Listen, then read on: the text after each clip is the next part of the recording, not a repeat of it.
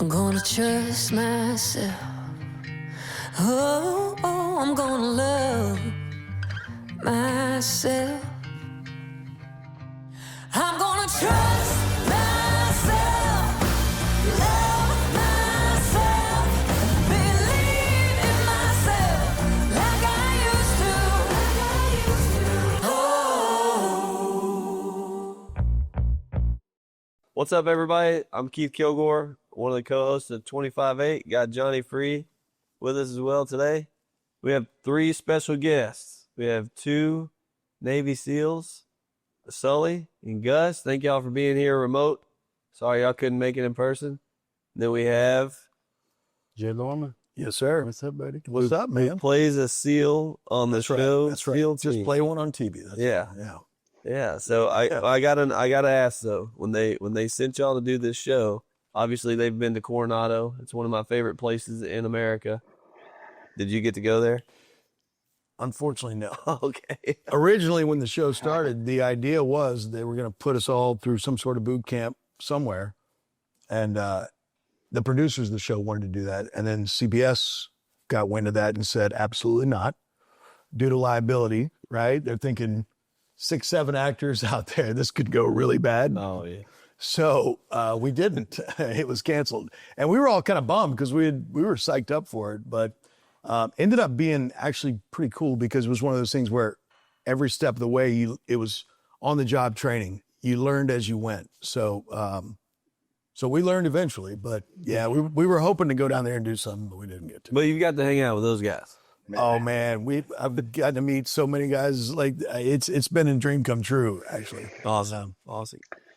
Where was CBS when I went through Buds? I could have used some liability excuses. Been a lot easier, that's for sure. Yeah. So kind of the premise here is we don't really talk about the career as much as we talk about the driven person. You know, the person, at what age were you driven? You know, how'd you get there? Where you grew up at? Things like that. So with that being said, I know, Gus, you grew up in Colorado, right? Yeah, I grew up in Colorado, small town called Grand Junction. Not really much to write home about. Did you get to ski at all growing up? Yeah, I grew up skiing most of my life. I think I first probably skied when I was maybe 6 or 7 years old, and then skied all the way up until pretty much I joined the Navy, and then there ain't much skiing in Virginia, so I didn't do too much after. There's some good skiing up there in Colorado, though. What's that? There's some good skiing up there. All the resorts up there are good to ski at in Colorado. Oh, yeah, I loved it. And then, I have guys out on the East Coast try and get me to go out to, Wintergreen or Massanutten or some of these East Coast ski resorts, and I just don't waste my time. The snow's not good, and the, weather's not good for it, and the hill is tiny, so I just wait to go home on leave and ski when I get home. So did you go to the military straight out of high school? I didn't. I actually was a missionary for 2 years in Brazil, and I came home, and after my time in Brazil, came home, was going to school, didn't really have any plans on joining the military or anything, and then 9/11 happened, and that kind of did a little course correction for me. And 6 months later, I was in boot camp. And then Sully, you grew up in Boston, and then worked for Enterprise Rent-A-Car, and then became a SEAL. Yeah. Yeah, crazy, right? No, I grew up in Massachusetts, actually in a town called Worcester, so west of Boston. Anybody that's not from Massachusetts, I say Boston because nobody really knows what Worcester is. But I bounced around a little bit, went to college in North Carolina, and then 9/11 happened, and I knew I needed to be somewhere else. So 9/12, I was trying to find a recruiter and get to Buds as fast as possible.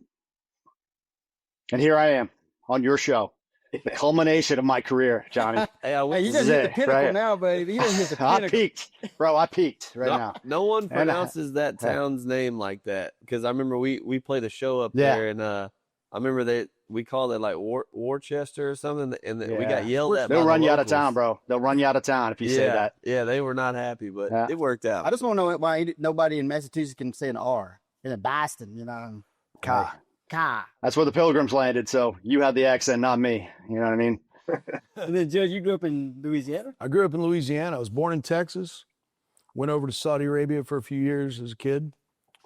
not military, but my father was a civil engineer. Okay. And his company helped lay the pipeline across that big desert in Saudi. And so I spent like first through fourth grade or something in Saudi. And then when we moved back, you know, the oil town, Lafayette, Louisiana. So we went down there, and I grew up in Lafayette, Louisiana. And I was in Louisiana until about 9 years ago. Then we moved to Georgia. So And how'd you get in the wrestling business? That's a known fact with Judd. Judd was in the wrestling business.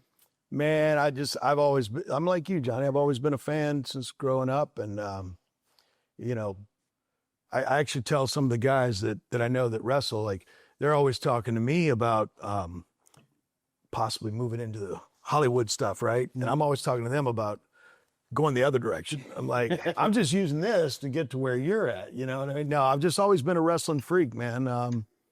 You know, and tried to do some stuff with it years ago before acting.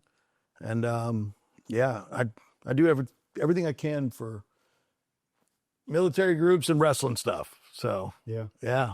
Love it. So we got to be. I'd like to volunteer Johnny to be your manager. Yes. There we He's go. Like Jim Cornette. Yeah, I'm the he'll bring it spider back. monkey.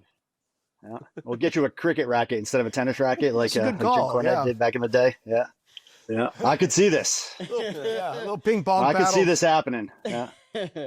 I was gonna ask AJ if I could be his manager for the last year, but There you go. yeah, AJ was here earlier. That's how me and Judd met. When Oh, no kidding. Judd was getting ready to transition into the acting business. Is that right? Yeah. And you would stay with AJ some way? Yeah. I met AJ, you know, man, but I mean, I guess 20 years ago, Okay. 20 something years ago. When I used to run wrestling shows down in Louisiana, and I would use AJ on all the shows. And then fast forward, I don't know how many years, but when I broke into acting, half my projects were in Louisiana, the other half were in Georgia. And I remember I had some movie or something up here that we were shooting, and I realized it was kind of close to Gainesville, and I was like, I need to hit AJ up. So I'd go hang out with him whenever I would have projects up that way. So I've known him since we were Yeah, that's what you were saying. a long time ago. Yeah. You know. Me and Judd, we reconnected here a couple weeks ago. I don't know if you see these guns, but we've been working out with these things called They're even better in person, guys. I believe it. I believe it. Seen 'em. I'm Did sure you the camera tattoo doesn't do those it muscles justice. on, or are they real? Yeah. Hey, you got to do the copelands and the power cuffs, and then you get in the sauna. I mean, you're like Superman every day, brother. Yeah. I mean, You're not worried about shrinkage, dude. Come on, man. You ain't got I've far been to worried go. about shrinkage my whole life. So, but Shit. y'all got. I mean, you guys got to have some questions for Judd as far as like playing a SEAL, right? Man, you know, I want to know what the hardest part of it was, as far as making it as realistic as you can, and what you learned from the guys that helped train you. You know, man, okay, I could talk all day about those two questions right there. But like, Okay. honestly, what was really cool for me going into SEAL team was previous to that, I'd worked tons of movies and TV things, just small gigs here and there, you know, kind of a journeyman actor. And probably 60 to 70% of what I did was law enforcement on the screen. So I was always a cop or a detective or whatever, right? Yeah. And one of the things that you notice is like all my friends back home who are officers or whatever, we'd never do it like that. The way you put them in the car, that's, we would, and, but I was used to hearing that, right? And I would always tell them it's because of time. You know, if I'm arresting someone on the screen, we got to get it to where the camera can make it look right. Right. We understand, you know, and there's always a consultant there. And the consultant will say, well, we would do this. And they'd go, well, we can't really, so we'll just, and it's a time thing because you're paying the crew for all those minutes that are there. Mhm. When we started on SEAL team, what was so cool about it was, I don't want to say that the timing factor was out the window, but it was pretty much out the window when it comes to the priority was getting it right. So if a guy's doing something for the first time, if he's, you know, like I say, if he's trying to breach a doorway, whatever he's doing, if it's his first time doing it, stop, everybody take a break. AJ's going to walk through this. They get a couple of guys, the consultants that worked with us, they were incredible. All of them operators, and they would walk with you through the whole thing. And we didn't get back to shooting until the person felt comfortable, the actor felt comfortable doing it. And that's what I was referring to earlier with the on-the-job training. And, you know, as far as what you learn from those guys, dude, I learned so much. You know, I grew up, I was always, thank you for your service guy, right? Like, I mean that legit, but I didn't know exactly what I was thanking them for. I mean, like, obviously you're giving your time to serve the country, right? But then when you're sitting around with these operators and they get to talking about stuff nonchalantly that makes your jaw drop, you realize, holy crap. Yeah. I mean, it's just a different breed. It's a different world. And the respect just goes through the roof. So that was like the biggest thing for me, you know. I remember talking to one of the best parts about our job was all the different things that we get to do with the actual military, you know, whether it's appear at this or go visit a base or whatever. You know, doesn't matter what branches it is, when you get to talk to the guys and gals that are doing this, it's always like so humbling. Like I get chills just talking about it right now. But when you talk to someone who's, you know, you ask them I would ask them you know, off to the side, I'd be talking with one of the guys and I'd say, what's the toughest thing you've had to do? And they would say, I'll never forget this. In Hollywood, we were at some bar for the Army-Navy game, doing an appearance for the USO. And I'm asking one of the guys that question, and he says, man, the hardest thing for me was, he said, I had an 18-month stretch in Iraq, and when I left, my baby was 4 months old. When I came back, it was 22 months old. And when I went to go hug my child, the child pulls away because I'm not sure who that is. Yeah. Bro, are you kidding me? Like, and I don't know if enough people take all that into consideration when they say thank you for your service. You know what I mean? We say it, but don't really realize the extent of it. Yeah. And I mean, I could literally go on and on as far as things I've learned and that sort of thing. You know, as an actor, it's funny because the first season that I went out there, I was just a guest star for the first season. So that means like you're not guaranteed anything, right? So they brought me out there for like the second episode because the first one we had shot in New Orleans. Then it starts shooting. It gets picked up as a series, right? And they brought me out as a guest star for episode 2. So I pack a carry-on bag and head out to LA. I say, honey, I'll be back in 10 days. Well, in the middle of episode 2, I find out from my agent, they booked me for the 3rd episode. In the 3rd episode, I find out the 4th. So this went on and on for 22 episodes, right? So, yeah. So, honey, I got news for you. Not going to make it home next weekend. But I'll never forget, like, you know, perspective is everything. And I'm having the time of my life. I'm shooting all these episodes. And I remember it was like, I don't know, it was August. Been out there now for, I don't know, a few episodes. And my twin boys at the time, it was time for their first day of kindergarten. And I was like, oh man, this is going to suck, you know. I told my wife, I said, honey, FaceTime me when you go drop them off at school. She said, well, that's at 7:15. It's going to be 4:15 in LA. I said, just FaceTime me, you know. I want to see him going to kindergarten. And so she'd FaceTime me, and I'm sitting there like a baby, just, you know. And there were times like that, and like for Halloween, when you're watching them on the FaceTime in their costumes all fired up and you can't be there. There were times like that I would get down on myself, like, oh, kind of depressed, right? But then I would stop pretty quickly and realize that I'm in LA pretending to be one of these guys who are also, many of them, missing their family. And I'm not getting shot at. People are fixing my hair. Yeah. Yeah. And it kind of snapped you out of it real quick as far as perspective. You know what I mean?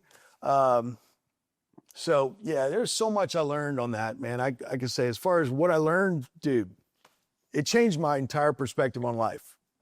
So y'all saying that, you know, 9/11 happened, both of you guys, right, had the same story. 9/11 happened, 9/12, you're trying to enlist, find a recruiter.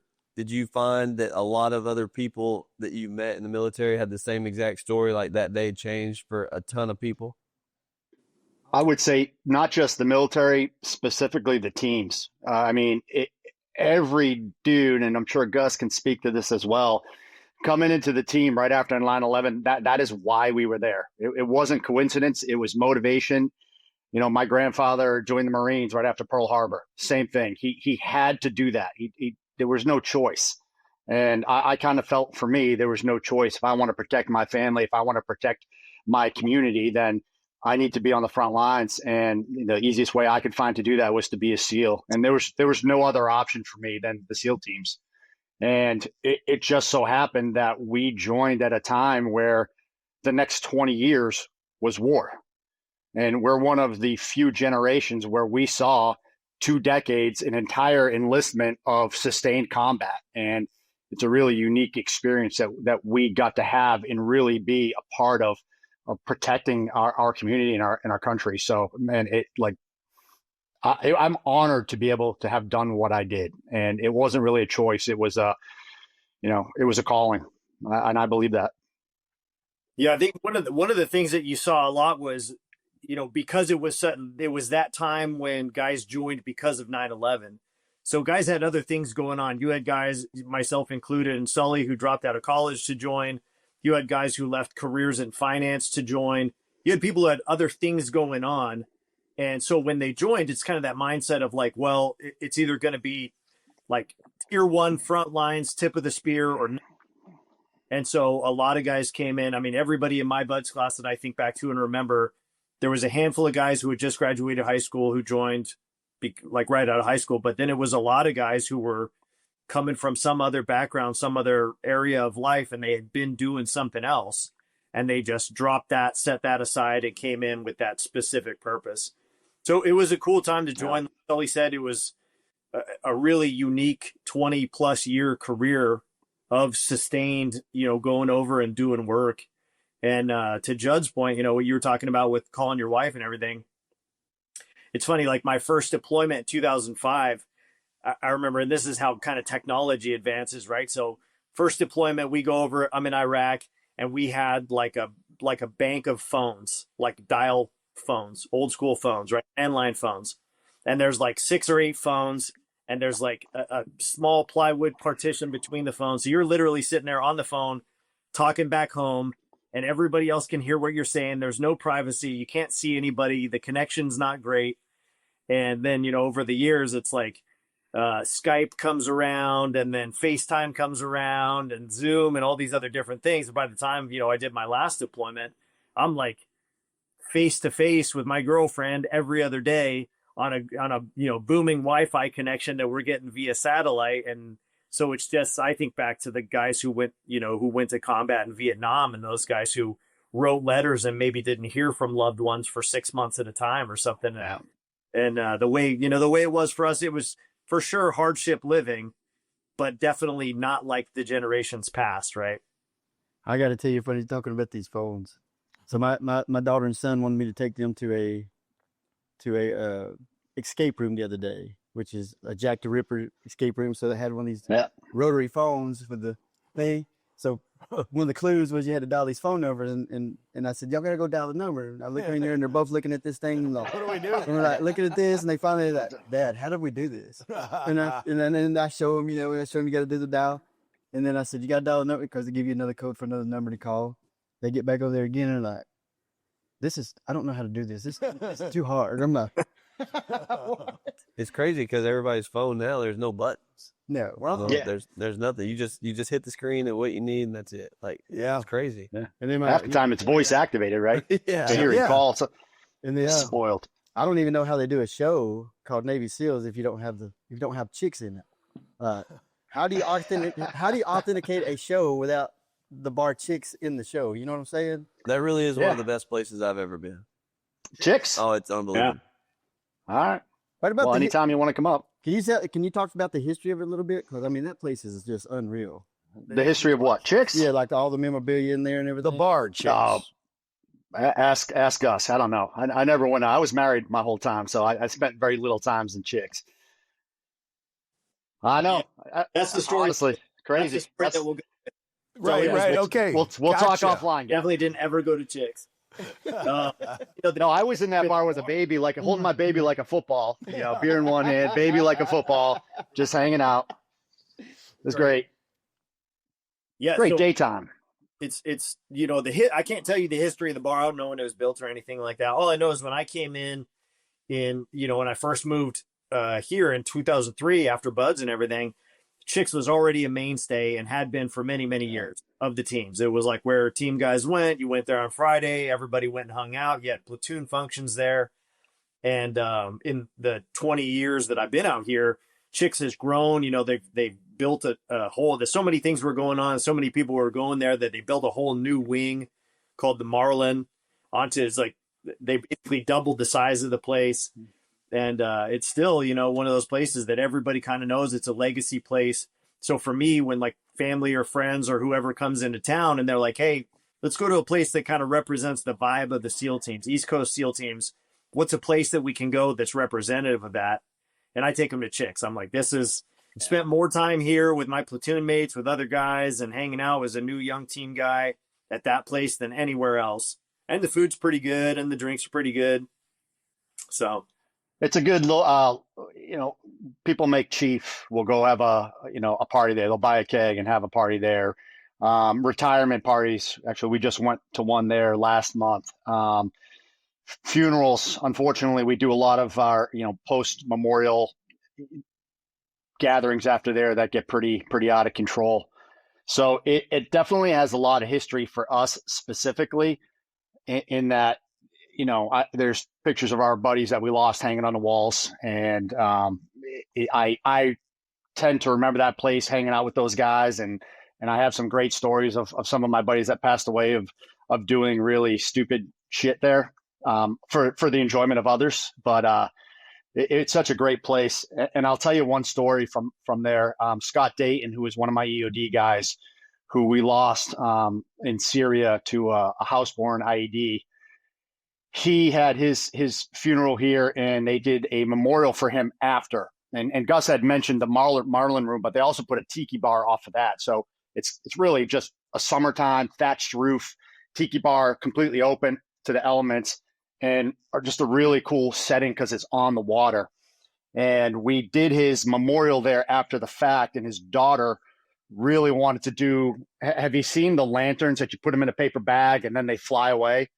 She wanted to do that. So we had a couple hundred people there with these lanterns standing on the dock that is attached to this place, and played some music. Everybody lit their lanterns, and then we sent them off, and they go straight up, and they come back, and they land right on a thatched roof and set the place on fire. So now we're climbing up on the roof of Chicks, stomping out fires on the roof, and we're like, man, that motherfucker is laughing his ass off right now watching us. So it's great stories. My last question about Chicks is, so the empty table, is that for the extortion 17 guys, or what is that table that's open to the? I don't know. I don't know which table you're talking about. there's a Navy tradition that in every Navy chow hall you have one table that's set by the table. It usually has like a POW MIA set up, like kind of display on it or whatever, and it'll have the POW flag, and it's sort of in remembrance of those that didn't come home. So here, because this is such a big military community, and not just limited to the teams either, it's big Navy, it's fighter pilots, there's Marines over at the Joint Amphibious Base Little Creek, and so you do have a lot of military here. So a lot of the bars are very very patriotic, very pro-military, and so Chicks has set aside that one table that's kind of for the fallen, for WMIA, for basically the guys that didn't make it home, guys and gals that didn't make it home. Did you guys yard out when you were done with the yard? We did. Yeah. Yeah, not Everybody does. Yeah, not a Chicks. Yeah. It's on our show we have what's that? I said the shenanigans that accompany the yard outs are not fit for public consumption. Correct. Yeah, on our show we actually have a bar, the show bar that's somewhat loosely modeled after Chicks, with the wall tribute wall for the guys and such. And And they wanted to do that because it was like the same bar that they always went to. And in the show, I can't remember what season it was, but my character gets promoted. And so I had to yard out. And, you know, we're using non-alcoholic beer, right? But what was so crazy, because this was insane, if you've ever been on a TV set or a movie set, you shoot everything so many times. So I've got this yard of beer, and it's like O'Doul's or something, right? And I had to do like 7 of them. Like over and over with every take from every angle. Yeah. And I swear it was worse than real beer. I was so sick because it's all the bad that a beer would have, but no good at all. Yeah. Like, you know, no fun feeling. No, we would skip all that, just go to the bloated whatever. It was terrible. So yeah. Yeah, the carbonation will get you. It'll get you bloated. It's hard. So Johnny and Keith, we'll bring a yard down when I come do the show live, and we'll yard you guys into the podcast world. How about that? That's it. Hey, don't tempt me with a good time. Yeah, I want to be here for that one. Yeah. You better bring me another. I think this. Hey, so Gus, before we get into some other things, can you speak on how important and how the dogs are members of the teams and how important they are to you guys? Yeah, for sure. And in fact, kind of coincidentally, I'm wearing this shirt for, like, we do a memorial 1 mile walk with your dogs, your personal, whatever, your pet dogs or whatever. But it's in memoriam of a canine that we lost in extortion called Canine Bart. His handler was a guy named, we called him Jet Li, but his name was John Dwangdara. And so, you know, for us, I was a dog handler for one of our rotations. So I got to do one workup and then one deployment with a dog called Bronco. And, you know, those animals are, without actually being a human being teammate, those animals are the closest thing that we get to having, you know, somebody who's there with us. And when we lose one of those dogs, it's heavy on everybody, because that dog is like a teammate, but also everybody's pet, the most beloved animal in the platoon or in the squadron. And I'm sure that probably Judd can relate too. You know, you were around Dita and Pepper during the seasons of the show. And it's like, they're your mascot, they're your friend, they're your teammate, they're a coworker. You know, they're so much more than just a dog that you have around. They're a tool. I mean, you know, both Sully and I'm sure have multiple experiences watching dogs save guys' lives because they are able to, you know, sniff out or neutralize a bad guy before we know that they're there. So they really are, you know, I can't say enough good things about the canine program that we have in the SEAL teams. And, you know, and then a lot of those dogs, if they make it through their years of combat, they're able to bring them back and retire them, and they become somebody's pet. And, you know, they're just the sweetest animals that can be. You'd never think this is a dog that we took overseas and, you know, was a killer canine. And then you bring them home and they're just somebody's lap dog sitting on their couch, licking their kids' faces. Just like every team member, right? Yeah, pretty much. I mean, Typically, they're the biggest asshole in the room too. At least when I'm not there. Yeah. well, so Sully has started a nonprofit. You know, what you started in 21? 22. First had the idea in 21, started it in 22. And it is an incredible, and I'll let him get into it, but it is an incredible nonprofit that trains police officers and things like that. If you can touch on that a little bit, on how that got started. And Absolutely. So when I retired in 2020, I medically retired, but still wanted to serve. So I still had a desire to give back, and I just knew my mission had to change. So I spent a little bit of time trying to figure out what I wanted to do, who I wanted to help, and how I wanted to do it. And I came up with the idea for a for-profit company that was geared towards training patrol officers instead of SWAT. Because typically our guys will get out and they'll train SWAT teams.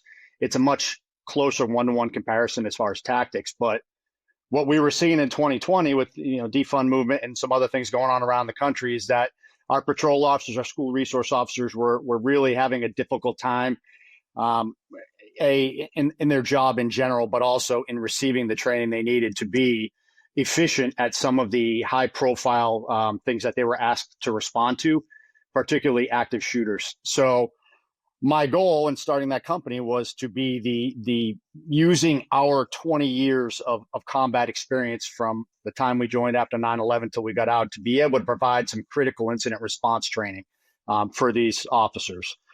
However, what I found out right off the bat is they couldn't afford it. And, even though we were trying to make it affordable, there was no budget, there was no funding, there was no demand, and there was really no understanding from the general public or from politicians of what is required in training of law enforcement to be effective in a situation where someone is actively shooting people. So in 21 into 22, I got this idea of, if we can't get, find the money for them, let's take money off the table. I'll find the money in other ways and we will pay for the training. And that was the premise of Community First Project, which is the nonprofit I started in January of 22. I had the idea. I went to a buddy of mine and got him on board, and we went to work writing our business plan. Sent it to every politician I could find on both sides of the aisle because I wanted to be really sure that it was nonpartisan, because community safety, it shouldn't be a partisan issue. It should be everybody's problem. And if we can't have these difficult conversations about protecting schools and protecting communities, then, we're not going to stop these things from happening. So about August of 22 is when we finally launched. We had our first fundraiser coordinated with our first training. We raised almost $350,000 in about 3 hours at that first fundraiser, and we went to work. And we're at about $1.5 million raised so far, over 1,000 officers in multiple departments, 14 states, talking to departments in over 30 states now. And our biggest challenge is funding. We have officers. Every time I do a podcast, I get a dozen officers that reach out, or departments, or family members who want their departments trained. And I get donors that reach out. I get communities, politicians, everybody reaching out. Everybody wants to help. They just need a means to do it. And it's been an amazing experience, and allowed me to continue to serve and provide our unique knowledge set to the people that we think really need it, which is your police officers. That's awesome. That's very awesome. Yeah, that's really Yeah. yeah.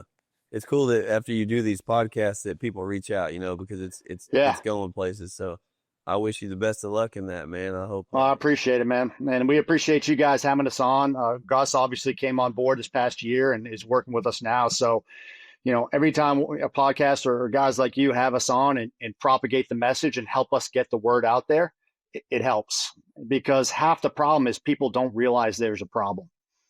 And no offense to Hollywood, but people watch Hollywood and they think that's real life, and they think a police officer is capable of doing what they see on TV. And realistically, a cop maybe shoots 5 to 10 hours a year, and that's it. So we need to help people understand that there is a problem and it needs to change. Awareness. Yeah. So what do you guys? Absolutely. So when you guys go into a police department or sheriff's office or whatever, do one of you guys go in ahead of time and assess where their needs are at, and then you come up with a training plan, or do you just have a generic training plan that you do for everyone, or is it, how does that work? Yeah, we typically have we call it a very fundamentals based program, and it's designed off of SEAL training in that it's the crawl, walk, run methodology, meaning we're starting at the most fundamental of, how do I enter a room as a one man and assess the door, clear my corners, fields of fire, and do it safely. And then we progressively learn throughout the week. It's a 40-hour course. So there's really not much need to assess, because the faster they pick up the knowledge, the more we can put on them. But typically with the level of training that police departments have, there's not much difference between, from one department to the next where we need to vary the training much. Sometimes we'll get special requests. Hey, we want to do some kind of medical scenario, which is perfectly fine. We'll throw that in there as well. But realistically, we just want to make sure that they're learning how to shoot to be in an incident, not to pass a qual. And then they're learning the fundamentals of moving to the threat. How do I find the shooter and neutralize the threat as safely and quickly as possible? Confidence, man. We teach them how to work under stress. That's it. One sentence, we're helping them work better and make better decisions under stress. Yeah. So if a donor or a sheriff's office or a politician wants to get a hold of you, what's the best way to get a hold of you guys to? Well, if it's someone I would just have you connect me. C1P.org is our website, and you can contact us directly on the website. community_first_project is our Instagram page. We're on all the social medias. And I'm guessing you guys will put links on the bottom of this podcast when it drops, and follow the links. You can put my email on there as well if that's helpful. But just reach out. Let's have a conversation, and let's see how we can get some help for your department. Or if somebody wants to help us with funding or propagating the message, then we're all about it, man. I'll never turn down a meeting. I think Judd needs to get Hollywood involved. Yeah. I agree. I totally agree, man. No, it's like you said, with many things like this, it's awareness, Yeah. Anything I can do to help with awareness, for sure. No, we appreciate it. I have a question for you guys, because this gets asked to me all the time, and I never know how to answer this. But, a lot of the public, family, friends, whatever, will ask me, obviously these SEALs are different, right? And they'll say, what is it? Can you sum it up? Like, what's the quality? What is it that's different about them versus any other awesome military person, right? And I always say, man, I don't know. It's just a different breed of cat, like completely, right? I can't put but I wanted to ask you guys right here, like, if you could put it in a sentence, what does separate operators like yourself from the rest of the pack? Great hair. Go. Great hair. Great hair. Great. Oh, great hair. Great hair. Yes, that's usually my first answer. Working knowledge of hair product, especially in the SEALs. Products, Yeah, yes. some really great recommendations for you guys. I think self-control from what I see too. Man, I think we're so spoiled in that we assess our guys so much throughout the process and we're really good at it because we've been doing it since the 60s for so long that we are able to get really the best product, and then we get to choose from them. And what you'll find is that the guys are intelligent, they're resilient, beyond their peers. Their ability to manage stress is significant, right? To under stress, make really methodical and critical decisions, and they can problem solve under stress as well. So it's a unique skill set that our selection program throughout our careers, because I tell people every day I went to work, I was being selected by somebody, whether I was trying out for something or not, because the second somebody did their job better than me, I was going to get replaced. So, we just have guys that they're so afraid of failure that they work 10 times harder than everybody else at being better. And that takes you pretty damn far in any job, not just in the SEALs. So that would be my answer to that question. I don't know if Gus has something different. Yeah, I think, two things. I think number one, the sort of the mythos of the community, what it is, and the reputation that it's had since Vietnam. I think that draws a certain kind of people to the SEAL teams. Then, like Sully said, it's really hard. The selection process makes it really hard to get in. So the guys that do make it through are tough and resilient. And then one of the things that the SEAL teams does that I don't think most of the rest of the military does this at all is they encourage guys to be creative with their solutions, be outside the box thinkers in the way that they essentially assess and problem solve. And, it's not just like there's no legacy, like we do it this way because this is the way we've always done it. It's like, hey, here's the problem set. Here's your left and right limits. Now, within the scope of those left and right limits, go figure out a way to take care of this problem and do it efficiently. And so SEALs are very much encouraged to be outside the box, problem-solving, dynamic thinkers. And I think that makes us unique, even amongst the special warfare community. Yeah, and that makes perfect sense to me now too, because my next question was going to be, about business and everything. Because I've got to know quite a few of you guys, and all of you guys seem always business oriented, always successful. If you ain't successful at something, you get right back up and you become successful at the next thing. You know what I'm saying? And it's not like the other tier 1 groups that I've met. The people, a lot of those guys, they're always, they're no self-control with them. You know what I'm saying? And they're bad guys. And I mean, when I say bad, I mean, they know how to get the job done and stuff like that. But when they get out, it's just different. They're not successful like you guys are. It's like you guys the training you have is like being a CEO of a company. You know, it's just different from what I see on the outside. Mm-hmm. I mean, that's because you're hanging out with me and Gus. I mean, what'd you think was going to happen, dude? You know what I mean? No, it's good. And I will say that again, we work hard, we put a lot in, we sacrifice quite a bit. And when we get out, we have an amazing network of people, including other retirees that help. And honestly, without that help, we wouldn't be able to do any of that because none of us retire and have our shit together. Or very few of us retire and know what's next, know how to transition from doing that job with the best dudes in the world for 20 years to now I have to go work with a bunch of civilians whose 100% is my 25%, right? So we are very fortunate that there's foundations out there that want to support us. There's people who've been in our shoes that want to support us. And there's people like you guys who appreciate and know the sacrifices we made and are bending over backwards to help out guys like Gus and I. So we are super appreciative and we do owe you guys a lot for that and helping us transition into our next life. We're going into, so now getting out of the military, you know, and the mental health aspect of people and the injuries you got and stuff like that. How do you think AI is going to change training in the future for tier 1 guys? Fuck training. Send AI to war, man. Shit. I mean, that's what it's coming to, right? You're going to start sending drones everywhere and we're going to put us out of a job. And I'm not even kidding. Like that is to me, when you look at the battlefield of the future, it's conventional warfare and it's drone. And there's not a lot of space for small unit tactics in that world. You know, typically we rely in this type of warfare on the lack of technology in the countries that we're in.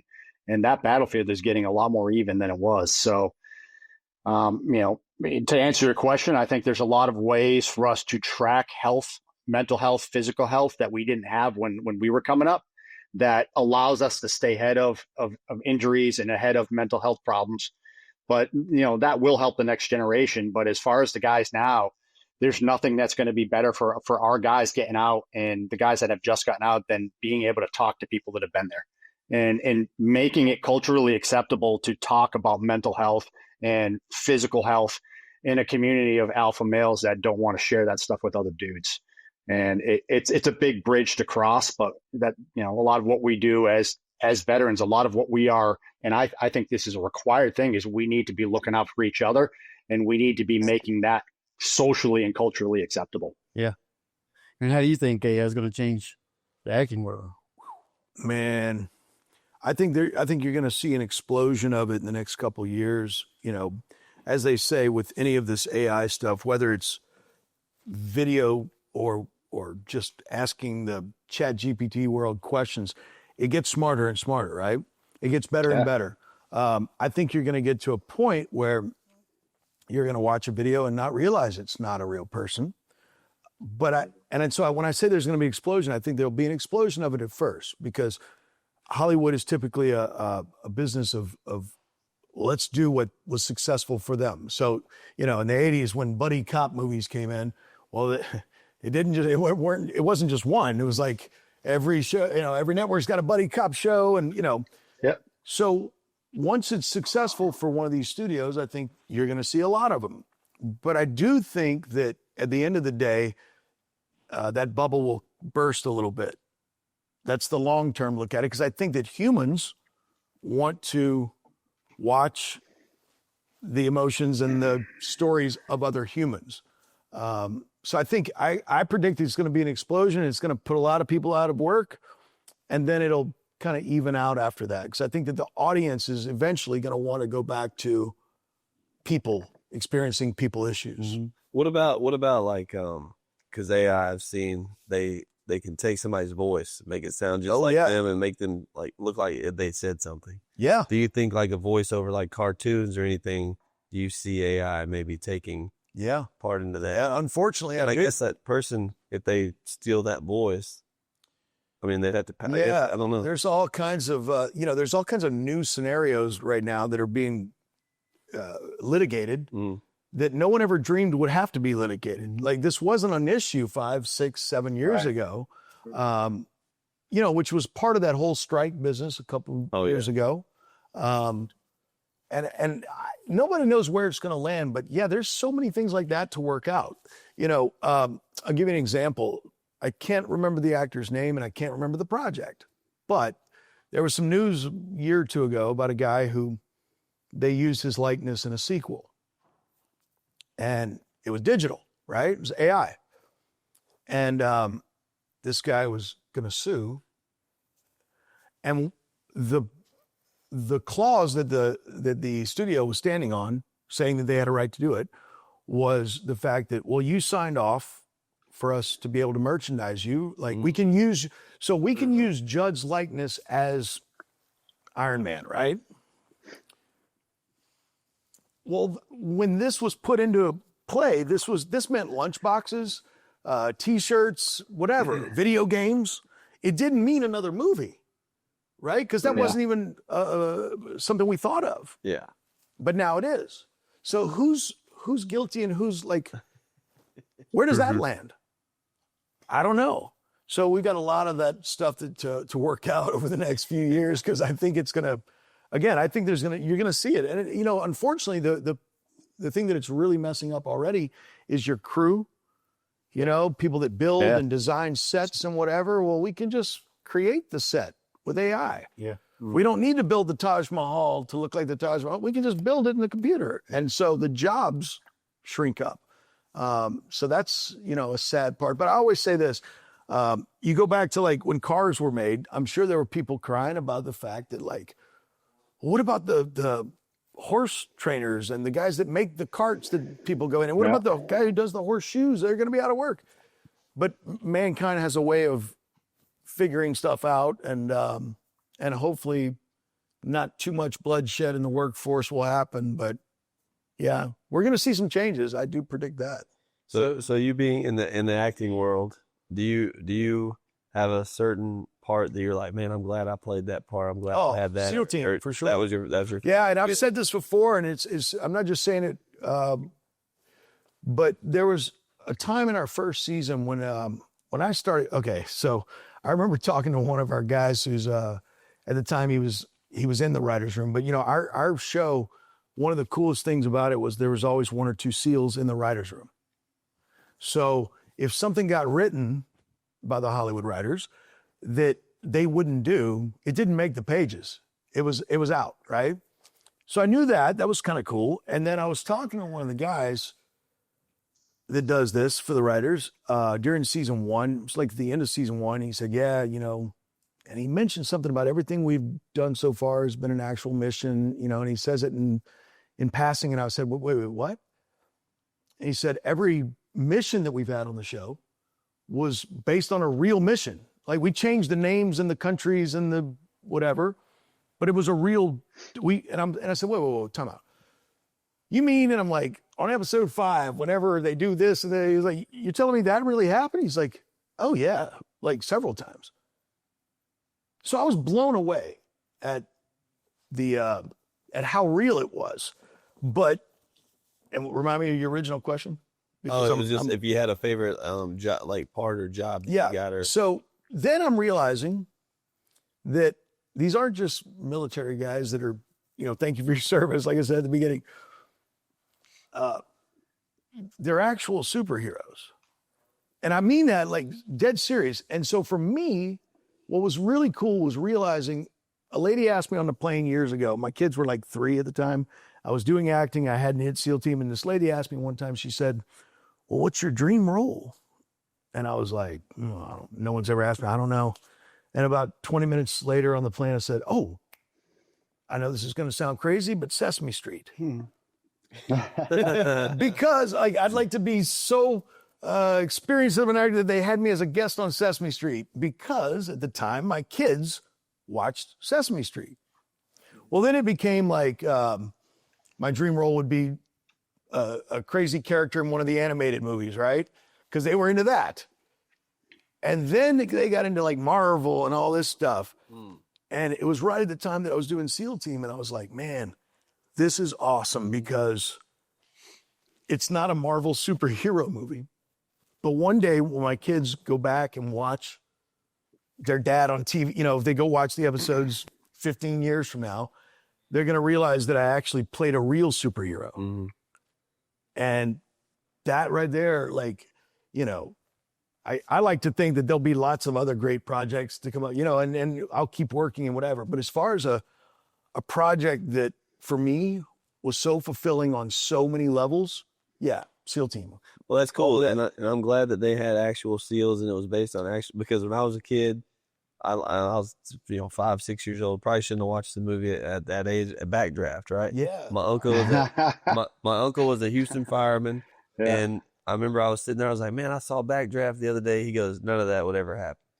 So I think it's cool that they had actual SEAls in there. Real deal. Yeah. I think that's awesome. The reason we brought up AI is I think we had Champ Bailey and AJ on an episode, and there, if there was a technology out there that you could put on your body and you're going into battle or whatever, and it could collect data, it could keep you from keep you from getting injuries, things like that. How would you see that being? How would you see that you'd like that to work? Well, I'll tell you, there is one thing, and it's sort of it's not necessarily in combat, but a buddy of ours started a company that uses an algorithm. You wear a wearable, whether it's an Oura ring or a Garmin watch or something that tracks your HRV and your sleep and your recovery and basically a bunch of different health measurable metrics. And it tracks all that stuff. It feeds it into an algorithm, AI driven, that then can spit out to you and say, hey, this person is kind of in the red line of where they should be mentally and emotionally. They're not resting. Their sleep isn't great. Their HRV is bottomed out. Their heart rate variability is low. And so this person is probably emotionally in a state of distress. And then the name of the company is Envy Mind Health. And we're actually looking to partner with them through C1P to get these wearables and this, it's an app that you have on your phone, get it in the hands of law enforcement. And essentially what it does is it utilizes AI and these wearable metrics that report to this app and tells you, hey, this guy might not be doing so good right now emotionally and mental health. One of the things I loved about the SEAL Team show was there were episodes, I think there was like a whole season that delved into specifically mental health of guys who come back from overseas. How are they doing? What are they doing? It's these honest conversations, and you have one character who's dealing with the loss of a limb and how that affects you mentally, and he's got a wife and kid at the same time. And I love that those subjects were touched on, and then the conversations being had, and then this Envy Mind Health, it's a former teammate of ours, a SEAL, who started this. And it's really just about now that we've been in 22 years or 25 years now since the kickoff of the GWAT. And you have a ton of data that's been collected over all these years of the things that affected negatively service members. And now what do we do with that data? Can we leverage AI to give us a good, more solid picture of what's going on with these guys after service and keep them from hurting themselves or keep them from self-medicating or keep them from going down one of these bad paths utilizing AI? So it's kind of that, there's pros and cons to all of the things that AI can do. But I think in the mental health space, there's huge avenues that you can go with, even, AI language models that recognize stress in your voice. So instead of talking to a therapist, you talk to an AI language model that can tell you, hey, I'm detecting that there's some stress and some anxiety and some depression, possibly just by listening to your voice. So those things maybe, down the road, 3 to 5 years from now, can be used as diagnostic tools. Mm. So what do you think if you just had a roll of tape, you cut that piece of tape and you just put it on your foot, you wear it, the batteries wear out, and you do it again? What would you think about something like that? Yeah, I mean, it like measures your It does all of it. biometrics or something. Yeah, it does it all. Yeah. I mean, we're always looking for the best, right? That's, where we come from, the commands we were at is we're always trying to find the edge. And that's just part of being a research and development command, where we want to be able to take care of the guys because we're investing so much money in their success. And, losing somebody for a chronic injury or something that is preventable is really, It's certainly not the direction they want to go. So if there's products out there, we want to try it, and we will try it, and we'll find out whether it's good or not, and we'll put it through some tests that, realistic. Most people, won't understand, but it'll definitely show value or it won't. So I'd also like to point out the fact that for you, Judd, the line between the SEAL teams and Sesame Street is not as wide as you would think. It's it's pretty close. It's pretty close. Yeah. Well, who's gonna be Cookie Monster? Cookie. Oof. Yeah. And Gus, you pointed out something that one of the cooler aspects of our show. When we first started the show, Gus pointed out the fact that we addressed some of those issues, and that was awesome. It took a little bit of back and forth between the producers and the network to convince them to do that, and we were all cast, crew, producers. We're so proud of that we did get to address that. But one of the coolest things about the show is that people who watch it, sometimes they think that, oh yeah, it's got this cool action stuff and, just explosions, the combat. And they also, have the at-home stories. And a lot of people think that the at-home stuff is just buying time between the explosions. But in fact, they set out, a common friend, Gus, who developed this idea. The first executive producer that jumped on board was a guy named Chris Chulak. And Chris Chulak created the show ER. And at first, when I heard that, I didn't really understand the similarities, right? Like, I didn't get it. And then I realized that ER used these trauma stories as a hook to get you to see what the guys and gals doing that job go through. Yeah. How it affects them. And the same was for SEAL Team. It was set out the purpose was to hook you with the combat and the cool stuff and, the dog and just the awesome stuff that they do. But then the real reason was to get you hooked on that so that we could tell the stories of what these people go through. What happens when they go home? What happens when they have to, get a real job? What happens when they have to adjust into society? That sort of thing. Because that's quite a drop off in if you're into adrenaline, let's say, right? That's quite a drop off, just coming home and being done and going work at a store.